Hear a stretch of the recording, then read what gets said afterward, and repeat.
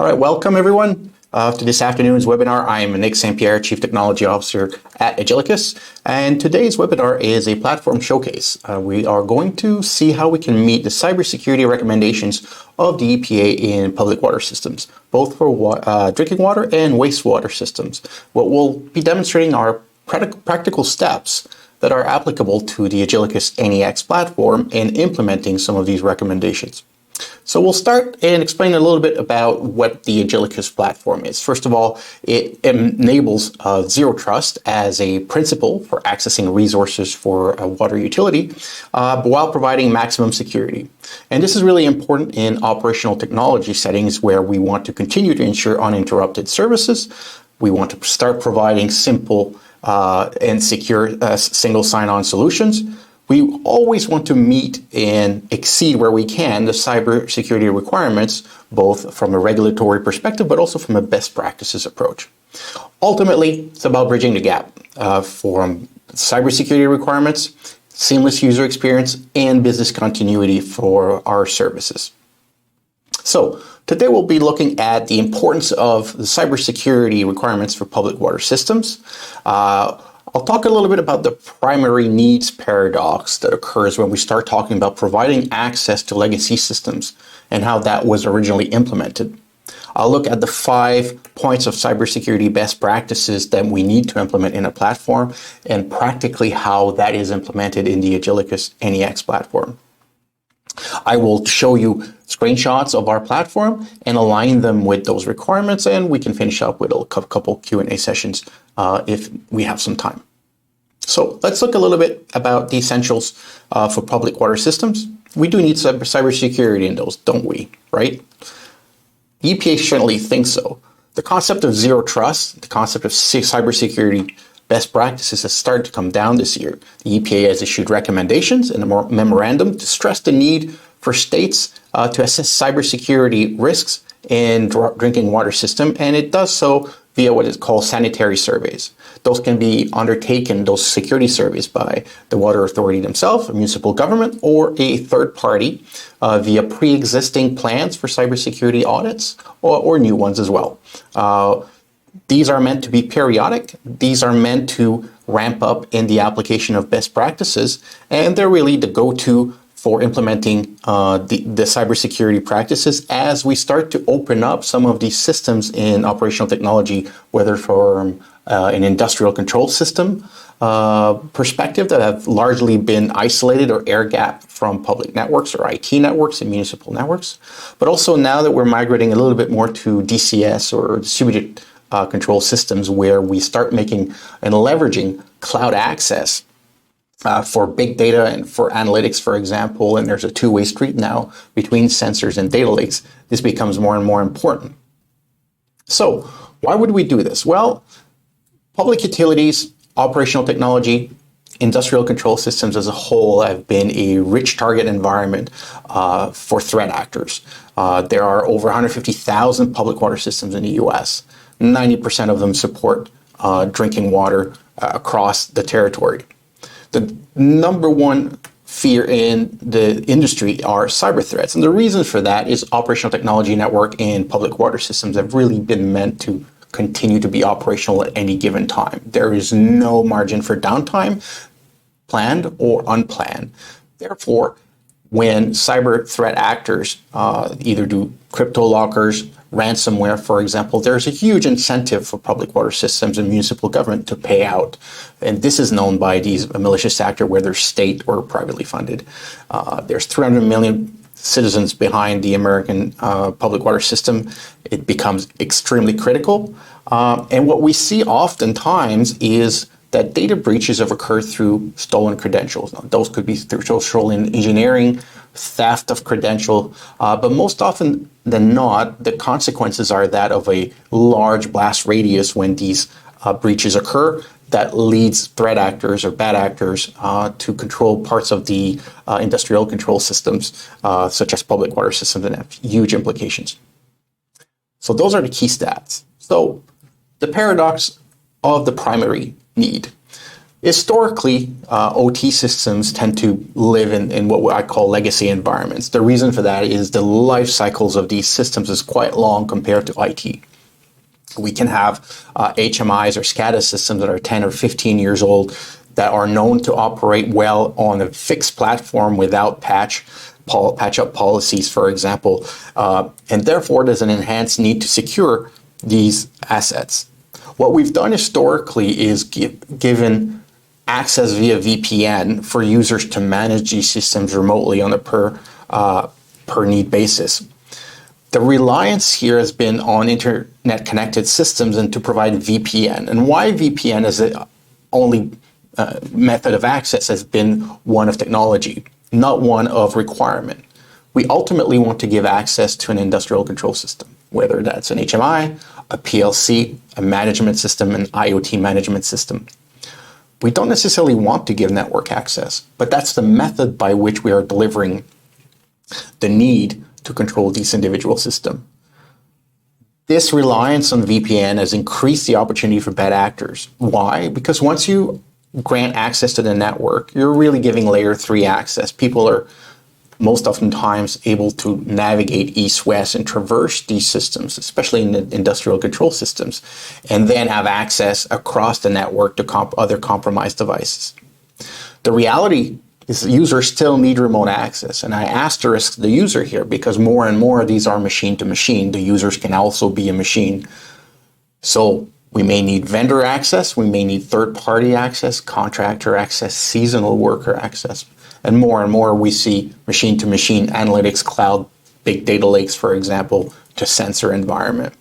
So what is the primary need that we need to ask ourselves? Is it network access into my industrial control system? Or is it really that I want a third-party contractor to access securely a very specific part of my environment, regardless of the network or security paradigm that is behind it? And that's what we're going to address.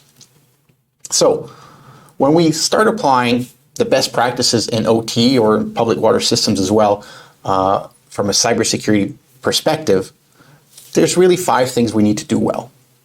First one is to move to identity verification, and that's a big change. We need to move from username and passwords to who you are, and that's different. Having username and password credentials is one thing if we use, for example, shared accounts for accessing a resource. But what if I really need to know that it's Joe at contractor 1, for example, that is accessing this HMI, regardless of whether the HMI understands the concept of users or even session? What if I need to let specific vendors or specific personnel within those vendor environment? What if I have seasonal employees that need access to specific resource in my public water systems at very specific time of the day, for example? That's very important. And that is moving beyond username and password from an authentication realm. We're talking about identity, who you are from an identity perspective, but what you know from a 2-factor or multi-factor play as well. The second one that's very important to implement is least privilege access. Historically, we've given VPN access. Keys of the kingdom, you can access the network, you can access the resource, you have unfettered access to this resource to do maybe a lot more than the role or the task calls for. Users don't need 100% access to your network. They don't even need access to the network. What they need is access to the resource with the least amount of privilege or permissions needed to accomplish their task. And that's very important once we move into a zero trust environment. I only trust you as far as the task that is required to be accomplished. The third one is microsegmentation. That's very well understood in a Purdue model, for example, where we have our layers in OT, and we understand that certain control zones don't need access to other ones. This is very important when we start implementing cybersecurity practices. We want to isolate within the network the resources that are located there. So let's think about the perimeter. Let's get rid of that perimeter, and let's isolate every single resources on the network. This is not a far-fetched idea. We're simply shrinking what used to be the network perimeter now to the device itself or to the resource itself. The fourth one Continuous monitoring and logging is important when we start understanding the concepts of GRC, or governance, risk management, and compliance. And these are coming down the pike. And for public water systems, it's going to be very important to understand at any given time that we need to have records and evidence of who did what and when. And when I say who, I go back to the first item, identity. It's not enough to know that a single sign-on or a shared credential was used for an entire organization or an entire contractor, for example, at a certain time. I need to know that it was Jim or Joe that used that credential, that shared credential, for example, to come into my environment. I need to have a non-repudiated source of data that attests to that in very clear term, that I can create an audit trail to understand who came in and what and did and how. And lastly, I want to simplify my vendor access management. I don't want to get a call from one of my vendors as a public water system saying, Joe left employment last month, can you please turn off his credentials? That is a big no-no. It's always difficult to track who's coming in and out, especially if you're at the mercy of getting notified that the user's credential either left the company or the employment was terminated. You need to be in sync with that workflow, both from an onboarding perspective to accelerate vendor access, but also from an offboarding perspective. You don't want to be left with dangling accounts. And that's where the concept of identity comes on. So, questions you need to ask yourself when you implement these 5 things from a public water system point of view. And these are very important to go down to your checklist, right? Do you currently provide remote access today? And if so, how? And do the current accounts, for example, that I have active reflect the actual usage? Do I have 21 VPN accounts when I only have 3 contractors accessing my site? Do I immediately disable the account either when the user is no longer affected by the work that they need to do on my site, or when access is no longer required, or when the task is complete? If I let someone in for a maintenance window, it's not really a best practice to leave that account open 24 hours a day. Do I require multi-factor authentication? The answer should be yes. How is it enforced on third parties? Do you know that your third party or your contractors have multi-factor authentication? And not all multi-factor authentications are equal. I certainly wouldn't recommend SMS, for example. But if you don't know that they're enforcing it, how they're enforcing it, do they use an SMS reflector where everyone gets that PIN code? Again, a big no-no. So you should be able to implement multi-factor yourself beyond the identity system that your vendors use. Do you collect security logs? Where do you send them? Do you have incident detection and response? For example, you're able to conduct investigation. If a customer, if a contractor, if a third party or an employee, for example, leaves their laptop unattended in a restaurant, comes back half an hour later, are you able to quickly pull an audit to verify whether an attempt was made into accessing the network? Do I, as a public water system or utility, do I separate my users and the privileged accounts? Do I have the concept that the user is separate from the privileges that they may have on a specific resource? That's very important. I may need to give a contractor, Joe, a certain level of access for a certain task today. Next week, I may need him to access a different resource with different levels of privilege. Again, very important that this be flexible enough that I can go back and remove access and always give the least level of permission required. What is my policy on encryption and confidentiality for data in transit? And I say in transit because we shouldn't really have data at rest in between the public water system, an EOT network, and a contractor or third party or vendor access. I want to make sure that all data is in transit. It's not cached anywhere. It's not archived anywhere. But what's the effective encryption scheme? Things like VNC, for example, is very popular to share screen, uses DES encryption, very obsoleted. I may not want to do that with port forwarding on my firewall, but VNC as a utility is very useful. I can share screens. So are there ways where I can effectively enhance the confidentiality by having a strong cipher suite over these applications? And the last 2 are very important. Do I have shared accounts? Do I have one account per contractor? If so, probably a practice to move away from, but maybe cumbersome to implement. What if I can layer on top of that identity verification? I know that it is Joe at contractor A using a shared account tech to come into a VNC session, for example. This can really realign your policies with the regulation. Lastly, one that's quite often already implemented. How do I segment my OT and my IT? Do I have a DMZ in my public water system? Do I deny all connections to my OT network? Do I have a true air gap? Do I need to make exception in my firewalls, both at the IT, but also in between the IT and OT and my DMZ? And what are those exceptions, and how do I track them? Wouldn't it be better if I had no inbound exceptions, where everything was actually sealed off from a security posture management? Any scan on my firewall returns 0 hit because there's nothing listening there. That would be obviously more secure. So let's look at how that is implemented. How do we put that in practice? That would be done through zero trust. And when we talk about zero trust, there's obviously the NIST standard, but what it boils down to in the Agilicus platform is we always ask the 3 questions: who needs access? What authorization, what permission, who are these users, and what is the resource they need access to? And the third one is how. How am I going to route them to their destination, to that resource securely, and only allow them to use the level of privilege that they're entitled for? Very important. So whenever I talk about these three units, in and of themselves, in isolation, they do not confer access to any resource. But when all matched together, then I have a very unique relationship of an identity, a permission, and a resource that they can access. So whenever we talk about zero trust, let's remember the identity of who, the authorization of what, and the access of how I give them access. So let's talk a little bit about identity. Even from, for example, if in my water treatment plant, I need to give access to a contractor, these contractors are still beings and people, and they own something and they identify themselves. I may need them to access with a shared account in a VNC, for example, but each person should be readily identifiable. What are their credentials? And it should not matter what their credentials are, and I should not have to create new ones for them to access a resource. Whether they're using Office 365, Azure, Google, any OpenID Connect, for example, LinkedIn, Facebook, if we need to get to that. But I should be able to verify their identity through an existing shared identity providers.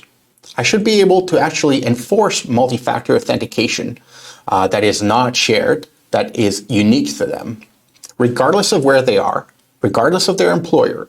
Could be a huge engineering firm that has their own Azure AD, for example, and therefore they log in through a Microsoft dialog. It could be a small contractor, self-employed, for example, that uses their Gmail account, and I should still be able to apply the same federation of identity across my zero trust model from identity. If I know who they are, and I'm confident that they've used their factor authentication, then I can create very fine-grained how and what. For example, I can create authorization rules to a very specific resource, not to a network, but to a resource for each identity, even with the shared credentials. And I can do so on a time-based basis, for example, 9 to 5 until July 31st for the next 6 hours. I can have a very granular audit of what was done by that identity. All of this can be done and should be done without the use of network access. And that's where VPN comes in. I shouldn't have to use a virtual private network that marries 2 networks together, that allows the forwarding of data from that individual's or organization's network to mine. I should only allow the resource to connect to the user. And I should also do this with a very clean security posture. I should not have inbound ports on my firewall. I should not have to listen for VPN connection. I should not have critical systems exposed through the DMZ. So how do we do this? We mix up identity and challenges, requirements all together, the who, what, and the how. And we end up with some requirements here that are based along the best practices. So I want to authenticate unlike users. I just mentioned that. I want to do it per resource. I want to provide transparent access. I should not have to impose a client or a specific network stack on my users. Everybody knows how to use a browser, for example. Everybody's familiar with the industrial application they may be using in a public water system, whether SCADA-based or other, and they should be able to continue to use this in the same fashion. That would simplify the user experience, drive to adoption, increases security completely transparently and by design. So it's not an additional layer of toil or behavior that I'm imposing on the user to be more secure. And that way I get more efficiency and more value out of my employees, but also out of my processes. So I want to be able to do this on site. I want to be able to do this in my truck as I'm traveling from site to site, for example. It may be driven by cybersecurity insurance compliance. So we're seeing more public water systems now getting a mandate or through the municipal insurance plan to have these types of best practices implemented. Ultimately, I can manage my vendors the same way I manage my users that are local to my plan. And I can continue to provide protection to my critical infrastructure using those best practices. So how does Agilicus implement that? Well, in the platform NEX, what we do is very easy. Like in the example that we see in the screen now, I am implementing existing credentials.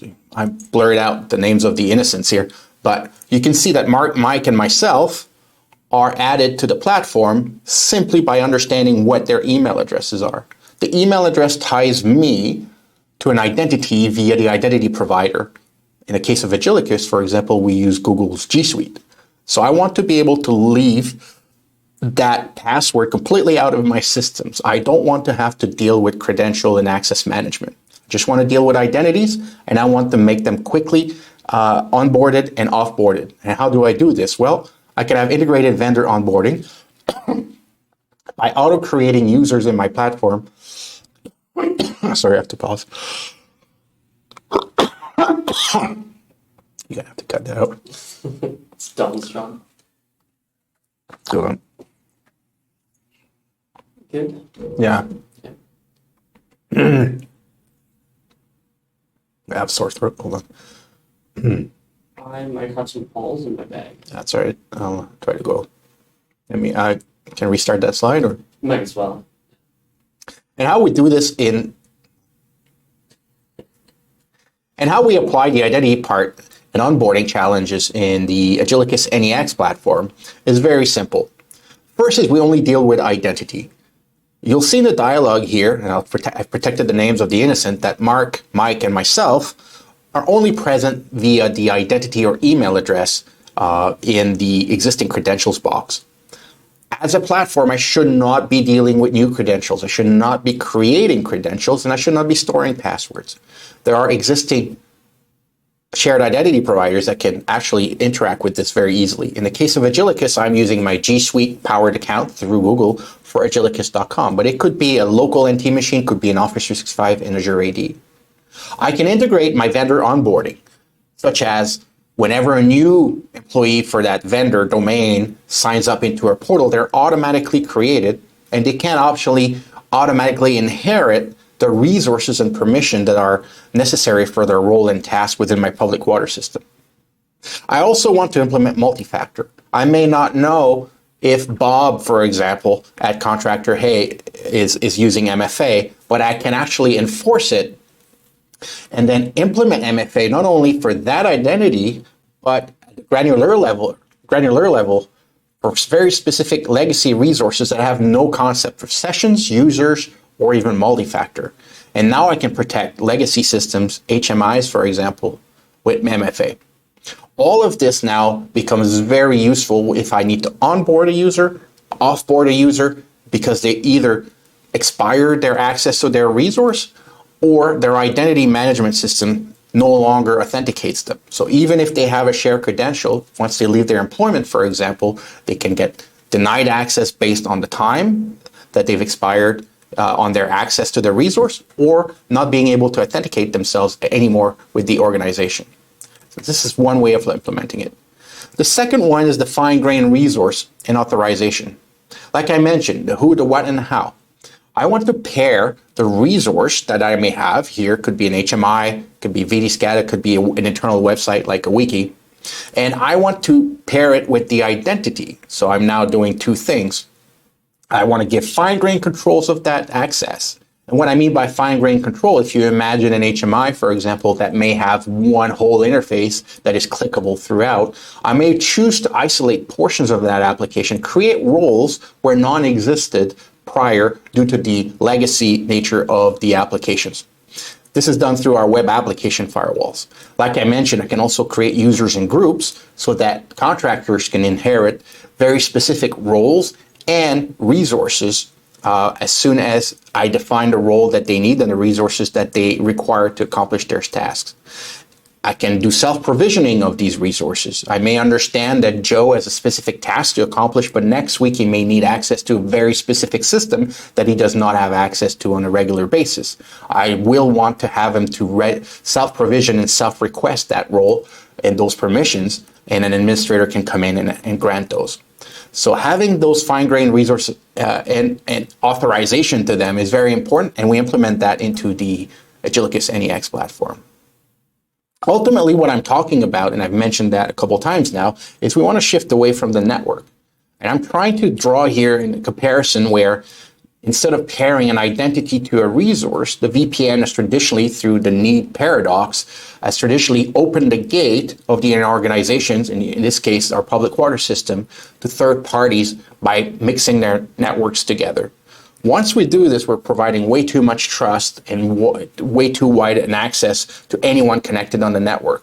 We also run into use cases where, for example, the networks are not compatible or overlap their IP space, where I need to access either a sensor, a PLC, an industrial control device that is bearing an IP address that exists pre-existing on my network. I should not have any concerns for the knowledge of the network addressing, or the network topology, or the way that the network is air-gapped to actually have access to it. I can elevate the access from user to network in a legacy system to one that is more representative of identity to a resource, and have external vendors access those resource with the least permission set. So this is what we end up with when we abstract and move away from the VPN. I now have the how. I can have an employee, either on-site or remote, have the same experience when they access the remote resource. They can access the HMI on-site via a local connector that is providing access to an air-gapped HMI, for example. Another vendor could be completely remote and access a dashboard through the site without having to come in through a firewall exception to a VPN concentrator. In this case, we're using the Agilicus NEX connector software to provide outbound-only connectivity to a cloud platform, which then provides a reverse proxy and a network access to the very specific resource in a very fine-grained manner so that only the resource assigned to that users are accessible and no east-west traversal is permitted. We can see now why any compromised device has a very, very limited blast radius should it have access that is unauthorized. All in all, this is what we want to provide in a public water system when we start having to enable vendor access, all through a zero trust model. We want to have outbound only connections. Why? We don't want to have exceptions on our firewall. They're toil to maintain. They're hard to keep in sync. If we do a security assessment, for example, from a security posture, we can see ports listening. We don't want that. We want to have an outbound only connection that is not listening to anything from within our OT network. We want to have fine-grained authorization, and we mean there least privilege access for a resource, for a user, for a site. We want to have detailed auditing. I talked about governance, risk management, and compliance. You want to have complete visibility of who's doing what, when, for how long, the multi-factor that they use, what they did, and so on. Even with shared accounts, I still want to know who it was. I want to keep my assets off the public internet. I don't want to be able to scan and say, oh, there's a VPN concentrator listening there, there's an IPsec there. I want my OT network to remain off the internet. I want my air-gapped resources and device to remain air-gapped so that they no longer have or never have access to the internet on their own. I want to do resource segmentation as we do today, for example, in the Purdue model. I want to have every single application isolated. I want to move away from a perimeter of a zone and really shrink that to the individual resource themselves. Ultimately, what I want is compliance. I want to understand what the EPA is pushing down, what NIST is pushing down, what the White House is pushing down as requirements and best practices. We started hearing zero trust now explicitly in the messaging, and this is how it's implemented. Ultimately, we end up with privileged secure access management for vendors and employees alike, and we're actually are isolating our devices and keeping our operational technology networks secure across all industrial control systems in our water treatment plants. So if you can, reimagine the air gap with zero trust. We can access our HMIs. We can do so locally and remotely in the same experience. Users no longer have access to the full network. They should never have had them. And we do so without any new clients, any new VPN, and we implement security factors like single sign-on and multi-factor authentication. What public water systems customers of Agilicus gain at the same time? Enhanced security, very much increased operational efficiency across all vendors. Adding vendors, removing vendors becomes very easy. And ultimately, we want a seamless user experience. Should not matter whether you're a vendor, whether you're an employee, whether you're remote or local, your experience should be continuous and without new training or new software. If you want to engage with us, you can reach me, nick@agilicus.com. You can try our Agilicus AnyX platform for free. If you contact us at info@agilicus.com or visit our website and try now, and within minutes, you should be able to actually see the platform at work in your environment. Again, I'm Nicholas St. Pierre, Chief Technology Officer here at Agilicus, and thank you.